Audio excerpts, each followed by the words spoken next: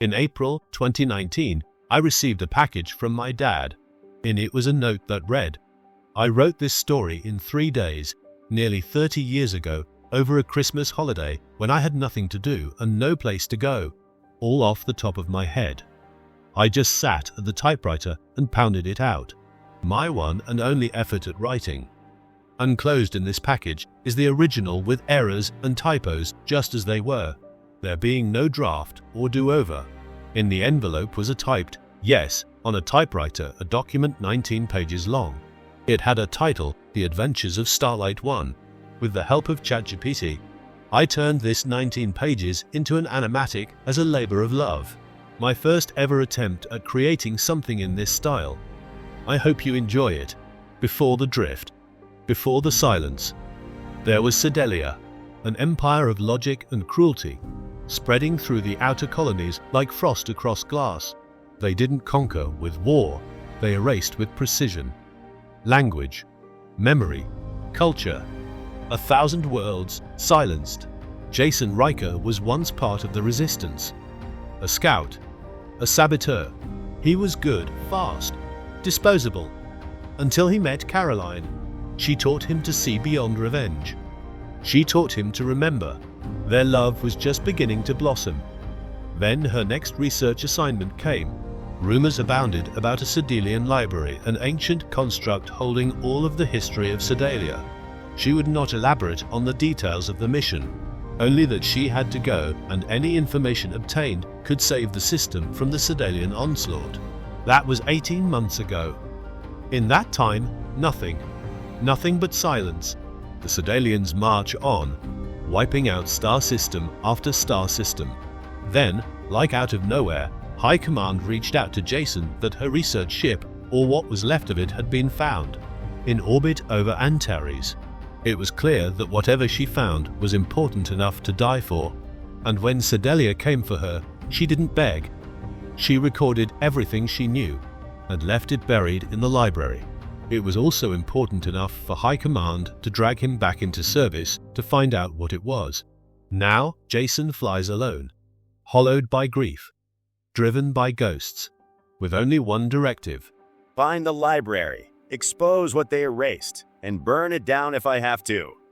In the deep black beyond Antares, an ancient freighter drifts, charred, hollow, forgotten. The stars shimmer faintly in a sky absent of warmth. Starlight I decloaks. Sleek, angular, silent. It hovers in orbit above the wreck. Inside, Jason stirs in cryostasis. Steam hisses. His eyes flick open. Nearby, a flickering console replays a corrupted voice log, Caroline's voice. Soft, broken. Drifting between signals again. That makes 4 days. Proximity alert. Debris incoming. Hold course. Let it slide past. It's not the silence that gets you.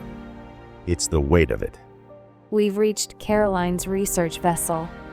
I'm sorry to report there are no life signs, but her communications array is intact, and I should be able to make a connection and download her databanks. Proceed, Susie. We have a job to do. As Data pours into his comm panel, he watches the symbol glowing in the air, the Sedalian library. The mission is real. Starlight I's bridge is cold, lit only by the glow of a holographic map. Jason leans over the console. His face is still lined with sleep. Susie's orb hovers beside him, feeding tactical data into the air. Jason, we have one shot at this. No retrieval. No reinforcements. Sedalia's heart. The library. That's where the truth died. Target acquired. Clouds churn below as Jason's ship cuts silently through the atmosphere. The hull shimmers, cloaked. Beneath, the canopy of Elandra's alien forest stretches endlessly. Jason drops in low. His breathing sharpens. Trees the size of towers rise to meet him. He lands. Invisible. Silent. And the jungle waits. I've trained for this. 6 times through the sim. Still feels like suicide. The undergrowth brushes past Jason's legs as he moves between roots taller than he is. Creatures chirp in strange intervals. The foliage glows faintly in the dark. A drone passes overhead, silent, scanning. Jason freezes. Seconds pass, then minutes. When he moves again, it's slower, lower, focused.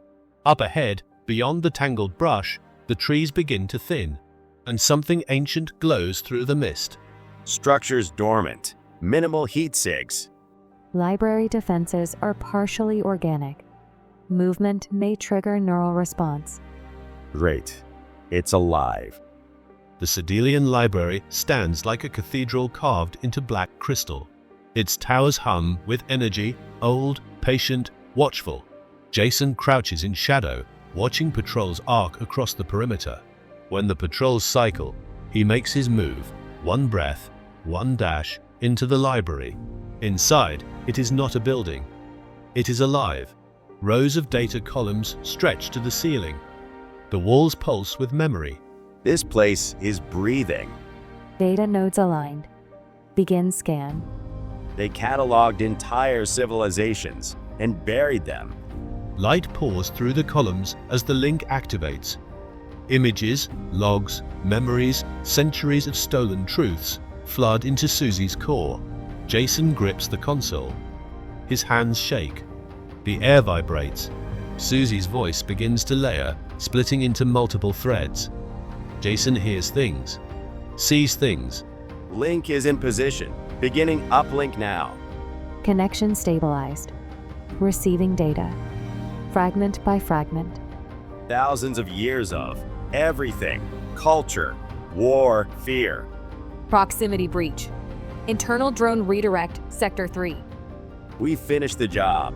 I'll hold position. Red light floods the archive chamber. Sirens scream in a frequency designed to unsettle.